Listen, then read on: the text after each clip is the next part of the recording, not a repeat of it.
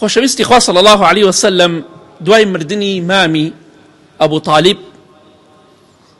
دوای مردنی باشترین پشتیوانی کە خێزانەکەی بوو، بەردەوام دڵنەوایی پێغەمبەری خوای دەکردەوە صلی الله عليه وسلم.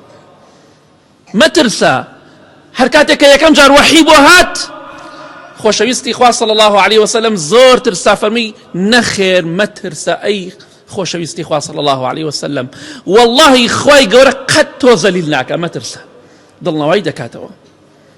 بەڵێ خۆشەویستی خوا صلی الله عليه وسلم ئەمانەی لە دەستدا حەساریان خستە سەری قوڕەیشیەکان خۆی و سەحابەکان، بۆیە ناچار بوو بڕوات بۆ تایف، بەو گەرمایە کەوتە ڕێ، بۆی کە لەوێ ڕێگایەکی دەستکەوێت، چونکە لە شاری مەکە شاری خۆیدا جێی نابێتەوە. بەڵێ خۆشەویستی خوا صلی الله عليه وسلم بەو ناڕەحەتیە ڕۆشت، بەڵکو لەوێ باوەشی بۆ بکەنەوە، بەڵکو لەوێ یارمەتی بدەن.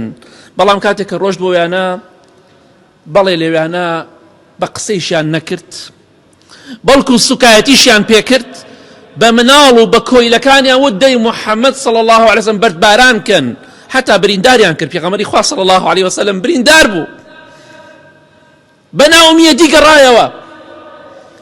دەفەرمێ کاتێکم زانی هەورێک لەبان سەرمە، لە شوێنێک وەستام، کاتێکم زانی هەورێک لەبان سەرمە، کە حەدیثەکە لە صحیح بوخاریایە،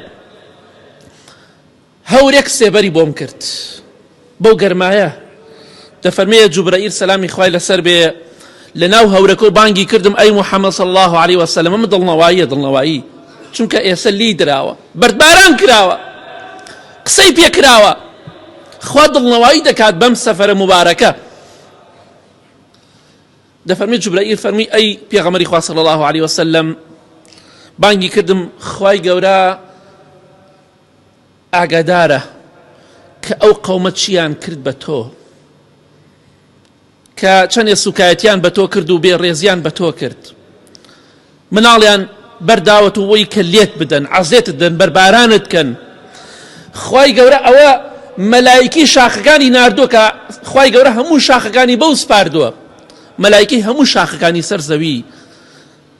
دەی فەرمان بکە، چی فەرمانێکت دەوێ فەرمان کە.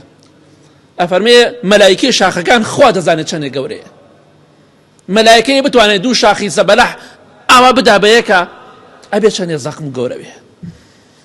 ئەمە دڵنەواییە. دەفەرمێ مەلایکی شاخەکان سەلامی خوای لەسەر بێ، سەلامی لێم کرد و بانگی کردم ئەی محەممەد صلی الله عليه وسلم، بەس فەرمان بکە، بەس ڕازی بە ئێستا ئەو ئەهلی تائیفە کە بەربارانیان کردی، ئێستا هەردوو شاخەکە ئەدەم بە یەکا و لە ناو شاخەکە هەمویان کەپسەکەم و هەمویان لە ناوە بم، بەس فەرمان کە، خوا منی ناردۆ بەلای تۆ. خۆشەویستی خوا فەرمی صلی الله عليه وسلم نەخێر، من بۆ ڕازی نابم، منیان بەرباران کرد، سوکایەتیان پێم کرد، گوێنیان پێمدا، لێمیاندا، بەڵام بەخوا بۆ ڕازی نابم. بەڵکو خوای گەورە لە پشتی ئەم بێدینانە کۆمەڵە کەسێک پەیدا بکە، خوا بە تاک و تەنها بپەرستن، تازە ئەمان دەستیان لێ بشۆرە، بەڵکو مناڵەکانیان باش بێ، با لە ناو نەچن.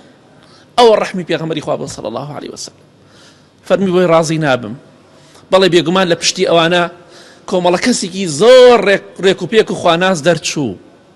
خوای گەورە بەم سەفەرە دەیەوێت دڵنەوایی پێغەمبەری خوا بکات صلی الله عليه وسلم، بەڵام پێش ئەوەی سەفەری پێ بکات بۆ ئیسرا و میعراج، بە مەلایکەی خوا دڵنەوایی دەکات چیت پێویستە با بۆ جێبەجێکەین. ئەوە فەرمانی خوایە.